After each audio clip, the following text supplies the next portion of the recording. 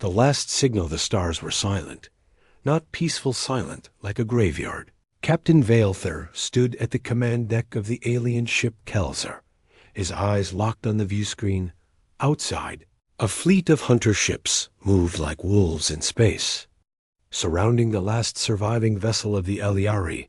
One by one, their sister ships had been destroyed, their lights vanishing into cold darkness. Now only Kelzer remained, floating helpless in a battlefield full of burning metal and frozen. Death. Smoke filled the bridge. Wires sparked from shattered walls, and the voices of dying crew echoed from the low deck. But Captain Vailther stood still. He was not afraid of death. He had trained for this. But he was afraid of failure. Message, he whispered, his voice rough. Did it send? A technician near the console coughed blood and nodded. Just barely, sir. It was sent to the Galactic Council 5 minutes ago. Then there is still hope, Vailther said quietly. Though he knew the truth, the Council wouldn't respond not.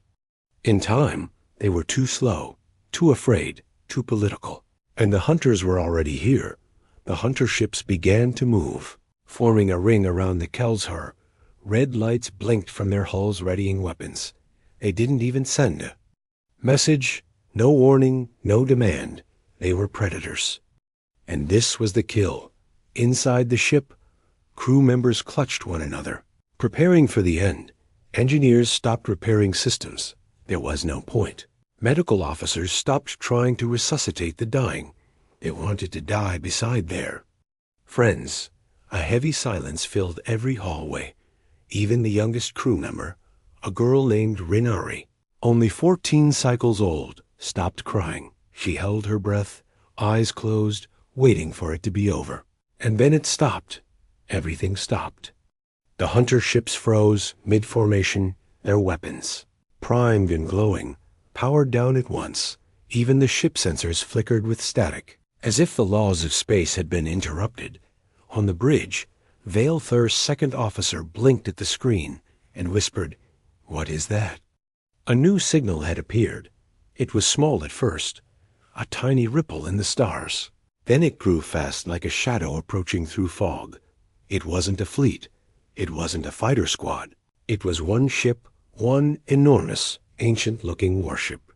That made no sound. Its black surface shimmered like obsidian, and strange symbols glowed faintly on its wings. It didn't match any known species in the Eliari database. Captain Vailther narrowed his eyes. "Run a spectral analysis," he ordered. The technician worked fast, eyes wide. This can't be right, sir. What is it?" "The signal. The ship, it's human, sir." "That's not possible," Vailther said, taking a step forward. "Humans are extinct. The signal says otherwise." The technician replied, "It's broadcasting something now, a voice." Everyone on the bridge fell silent. A voice filled the channel, deep and calm. "This space is under human protection. No emotion, no anger, just a statement." As if the voice expected everyone to understand what that meant. The hunters reacted first. Some tried to retreat. Others turned their weapons toward the massive ship, and then it moved. The human ship marked Echo 13 launched forward with terrifying speed. Its engines didn't burn like fire. They rippled space behind them, leaving trails like broken glass. In one single motion, it fired. Not missiles, not lasers. It used a beam of pure gravitational energy, slicing through one hunter ship like it was paper. Another ship imploded without warning, its structure crushed in on itself. No shields, no defense, no counterattack worked. The hunters began to scatter, their perfect circle broken by fear. On the bridge of the Kelzer, Rinari opened her eyes and whispered, "Is that real?" Captain Vailther didn't answer. He stepped closer to the screen, eyes locked on the human ship. He remembered stories from long ago, stories told to children, stories of the humans, the race that disappeared after the last war, the race that had no colony, no council seat, and no mercy when provoked, the race that walked into war alone and ended it. And now, after so long, one had returned. One ship, one voice, one human, and the galaxy would never be the same. Echo 13 enters. Devoid the battlefield was still. The stars no longer burned with chaos, but with fear. The hunter ships, once fierce and united, drifted like confused animals. They didn't understand what had just happened. No one did, except maybe Captain Veilthyr and the man inside the human warship. The Echo 13 hovered in the center of the hunter fleet, silent, unmoving, unbothered. It didn't chase, it didn't taunt. It simply existed like a ghost that had returned to collect a debt. The hunters didn't fire again. They didn't dare on the bridge of the Kelzer. The crew watched the black ship in complete silence. Renari leaned forward and whispered, "Why are they not attacking anymore?" "Because they remember." Veilthyr answered quietly. "Remember what?" "The stories, the warnings, the reason why humans vanished. Not because they were weak, but because they chose to walk away. But one had come back, and now the galaxy remembered." Too late. Inside the Echo 13, Commander Rex Sloan sat alone. His ship hummed with energy, not from engines, but from something deeper. The walls responded to his breath, his heart rate, even his memories. He wasn't flying the ship. He was part of it. Commander Sloan opened a channel to the Kelzer. A shaky voice answered, "This is Captain Veilthyr of the Eliari vessel. We thank you." Sloan didn't speak right away. He looked at a faded photo taped to his console, two kids and a woman smiling. Long gone now. Then he said, "What happened here?" "We were attacked," the captain replied. "They wiped out most of our fleet. Only we remain." "And the council?" "No one came." Sloan nodded slowly. "That sounds familiar, sir." "Nothing. Just ghosts," he replied. He leaned back, tapping into his ship's archive. Thousands of files appeared, scanned intelligence reports, diplomatic failures, video clips of council betrayals. This wasn't the first time Sloan had watched. Good people die while the galaxy remained silent. But this time, he had interfered. This time, he had broken the code of isolation. Because something about the Eliari reminded him of Earth before the fall. Suddenly, red lights flashed on his interface. The hunters were regrouping. A massive war cruiser had arrived at the edge of the battle, 20 times larger than Echo 13. It began transmitting loud, aggressive. "This is the sovereign hammer of the Kral Dominion. Unidentified vessel, surrender or be destroyed." Sloan raised an eyebrow. "Surrender?" He smiled bitterly. "Echo," he said aloud. "Activate system lockdown and aim sequence Delta." The ship responded instantly, preparing a countermove so advanced, even the hunter's sensors didn't recognize it. Delta was not a weapon. It was a message, but not a peaceful one. Across the battlefield, the stars dimmed for a moment. Then Echo 13 pulsed just once. It sent out a wave silent, invisible to most, but felt by all. The hunter cruiser's engines stuttered. Its targeting systems failed. Its crew began shouting, not in rage, but in confusion, in fear, because their ship no longer obeyed them. "Commander." Sloan opened a second channel, now to the crawl ship. "I will only say this once," he said calmly. "Leave this space, leave these people, or I will erase your command codes from the inside." "How are you doing this?"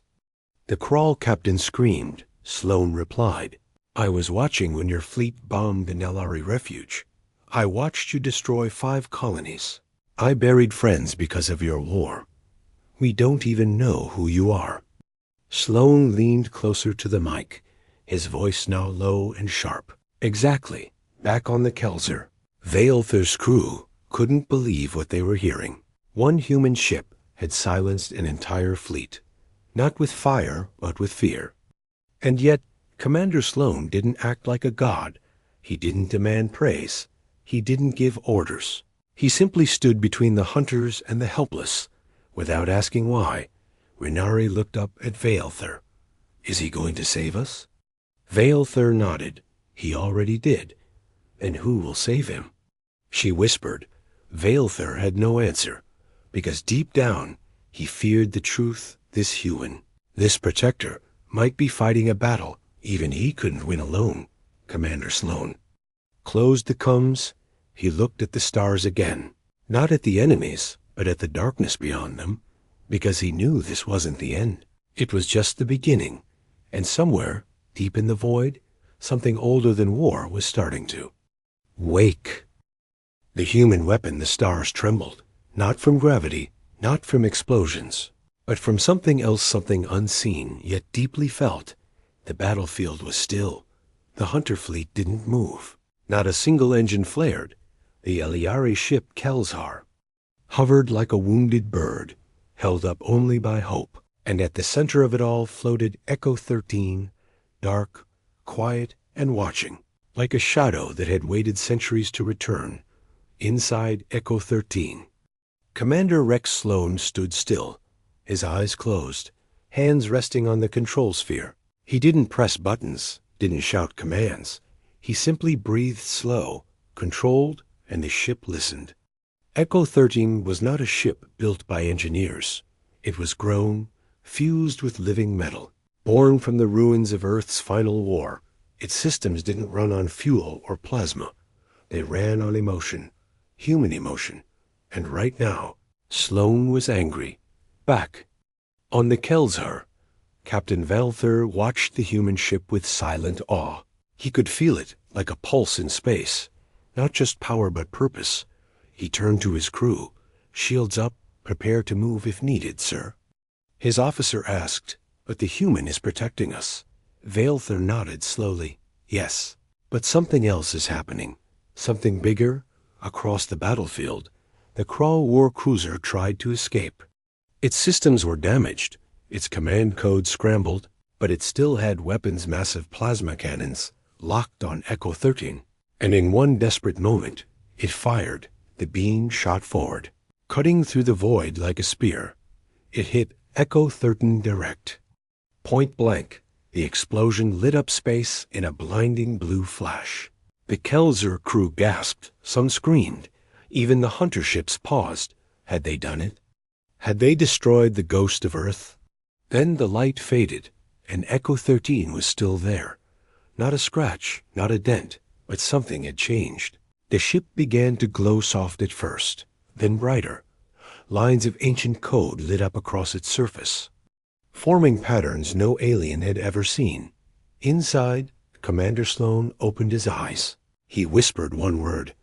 Now, space twisted. It didn't explode, it bent. Time around Echo 13 slowed, light warped, colors shifted, and in the next second, the Krall war cruiser simply vanished. No fire, no sound, just gone, deleted from existence like a memory too painful to keep. The hunter fleet panicked. Ships broke formation, fleeing in all directions. One collided with another, causing a chain reaction of chaos. Echo 13 didn't chase, didn't speak. It only hovered watching, waiting, on board the Kelzar. Renari looked up, wide-eyed. Did the human do that? Valther nodded. Yes, he did. But how? He didn't use a weapon, the captain said quietly. He became one, inside Echo 13. Sloan collapsed to one knee. The ship dimmed, the glow fading. That maneuver had cost him. It always did. The ship didn't just use energy. It used him. His memories, his feelings, his pain. And each time he unleashed that force, it took something from him. Something he could never get back. Sloan stared at the old photo, taped to the console again, his daughter's smile. His wife's eyes, gone for years and yet here with him. Still, they were his fuel, his rage, his love, his grief. They powered Echo 13. And that's why no one else could fly it. Only he could. An alert flashed on his display, more hunter ships approaching from a nearby moon. But Sloan didn't flinch. He touched the control sphere again. The ship responded, gently this time. It was ready, but waiting for his decision. Then, a signal came from Kelzar. Captain Valther appeared on screen. You don't have to do this alone, he said. Sloan looked at him, tired but firm. "I've always done it alone." "Not anymore," the captain replied. "We fight together now." Sloan blinked. Surprised. For the first time in decades, someone had said "we" and actually meant it. Maybe. Maybe there was still something worth protecting in this galaxy after all. He nodded once, slowly. "Then let's end this." He turned toward the stars again. His hand rested on the sphere. The human weapon was ready. And this time, he wasn't alone. The betrayer the silence after battle is never peaceful. It is heavy, like smoke without fire. The hunter ships had fled. The stars were calm again. But on the Eliari vessel, Kelzar, a different kind of danger was growing quietly from the inside. Captain Vale Fear stood at the center of the bridge, his eyes fixed on the sensor logs. Renari sat at her post, scanning nearby space. Crew members were working fast to restore basic systems, but then something changed. An alert blinked on the console. Not from outside, but from within.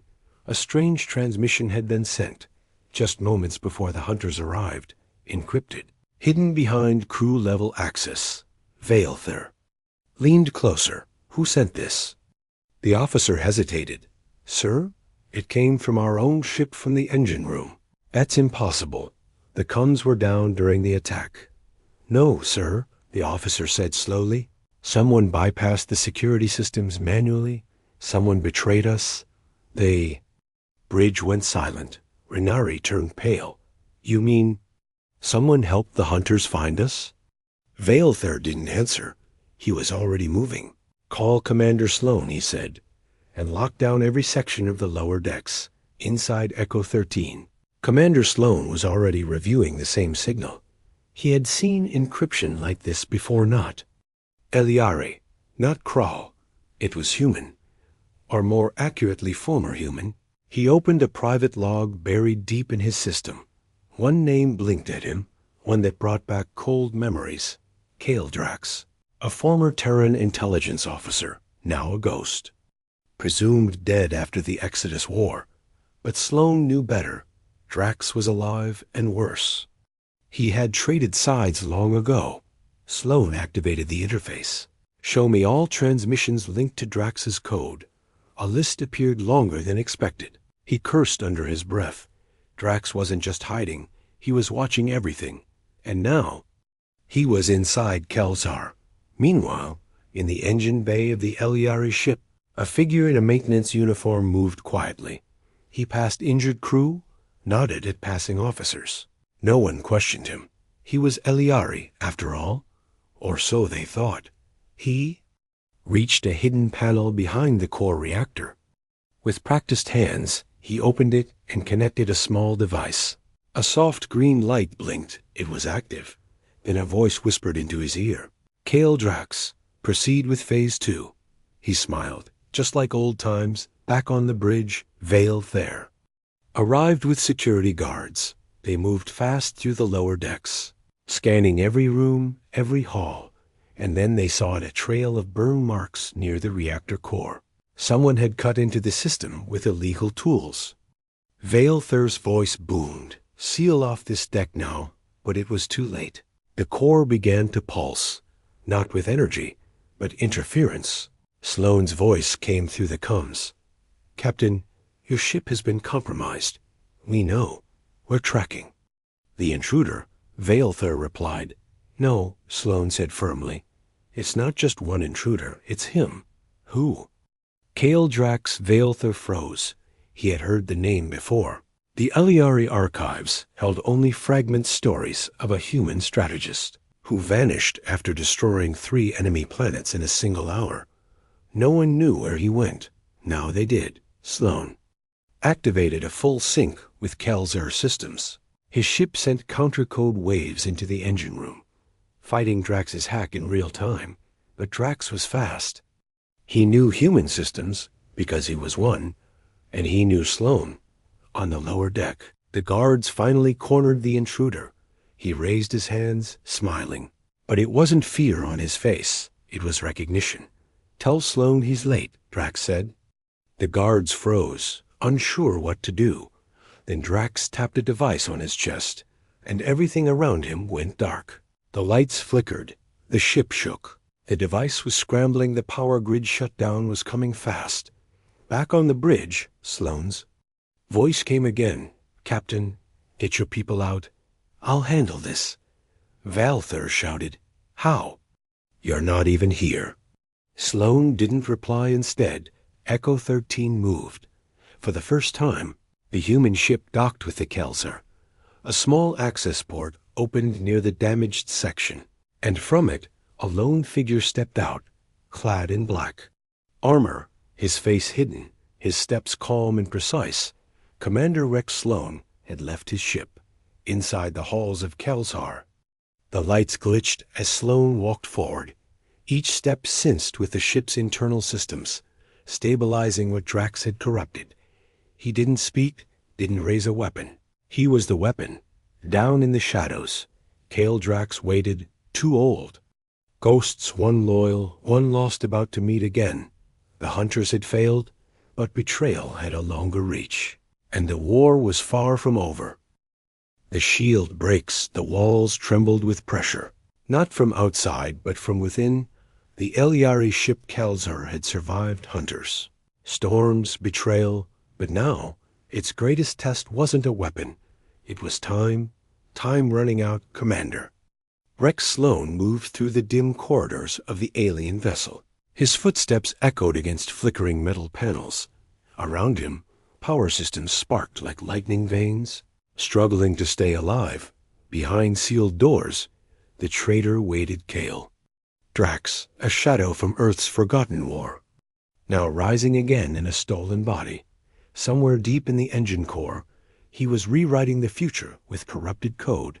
Back on the Echo 13, the ship's AI sent a silent warning to Sloan. Primary shield sequence compromised, host vessel critical, retreat advised. Sloan ignored it. He kept walking, eyes focused. He didn't come to run, he came to end it. This was more than revenge, more than duty. It was justice. Long overdue, meanwhile. Above the chaos, the hunter fleet had returned, not scattered. Like before, but unified. Dozens of ships now circled Kelzer, powered by Drax's stolen algorithms. They had learned from their mistakes, and now they were ready to destroy what they feared most, the last human. On the bridge, Captain Valther stood surrounded by panicked officers. The ship's shield was dropping slowly, but steadily, energy reserves drained by internal corruption and external bombardment. "Sir, the main reactor's overheating." One shouted. Another screamed. "The enemy is charging all weapons." "They're going to fire together." Valther's voice was low, but firm. "Hold position." "But sir, we hold until he says otherwise." In the lower deck, Sloan reached the final corridor. The lights were gone now. Only emergency glow strips guided him. Then he saw the door sealed, reinforced, humming with interference. He placed his hand on it, and for the first time in years, he spoke Drax's real name. "Kale." No answer. Sloan raised his voice. "You sold your soul to machines. And for what? Power? Revenge? A throne built on corpses?" Still silence. Then came the voice, cold, cracked, like metal breaking. "You don't understand, Rex." The door slid open slowly, revealing a dark chamber pulsing with unstable energy. Drax stood in the center, wires trailing from his spine into the ship's mainframe. His eyes glowed faint red, and his smile was not human anymore. "I'm not a traitor," Drax whispered. "I'm evolution." Sloan didn't flinch. He stepped forward. "You're a virus," he said, "and I'm the firewall." Back on the Kelzar bridge, the countdown began. The hunter fleet charged their final strike. All beams aimed at one target, the human ship Echo 13. A hit that would destroy not only Sloan's vessel, but collapse the Elyari defenses completely. And then Echo 13 did something strange. It opened its shield on purpose. The crew gasped, assuming it had failed. But no, this was no failure. This was trust. Sloan, inside the engine room, closed his eyes. He connected directly to his ship, using the neural implant on his wrist, and whispered, "Run Protocol Elysium." The moment he said it, the space around Echo 13 changed. Instead of defense, it emitted a field, not a wall, but a wave. The energy poured across space like light in water. It didn't block the Hunter attack, it absorbed it. The Hunter beams struck, but did no damage. Instead, their energy was pulled into Echo 13 like breath into lungs. The ship glowed, its armor shimmering like a living sun. The Hunters panicked, weapons melting in their hands. One by one, their systems shut down their own power, now turned against them. Inside the engine room, Drax screamed in rage. No, this wasn't part of the plan. Sloan stepped forward, his voice calm. "You wanted evolution, then evolve with this." He slammed the device into the power core, a feedback spike. It sent Drax's neural link into overload. His body twisted, wires sparking, as the corrupted code inside him collapsed. Drax fell to his knees, not with dignity, but with despair. You always ruin everything." Sloan looked down at him. "No," he said. "I protect what matters." The core stabilized, the virus burned out, and Kale Drax, the ghost of betrayal, was no more. Above, the Echo 13 released its charge only. Once, a brilliant flash of non-lethal force swept across space. It didn't destroy, it disarmed. The Hunter fleet floated dead in the void, powerless, defeated, not by brute force, but by control, precision, and heart. On the Kelzer, the crew erupted in cheers. Vaelther looked toward the stars.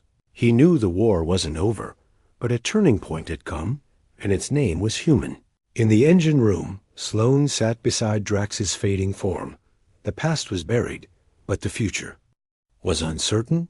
He knew more enemies would come, but this time he wouldn't be alone.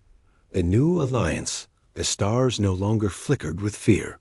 They shimmered with silence, a strange, powerful silence that followed victory, but not peace.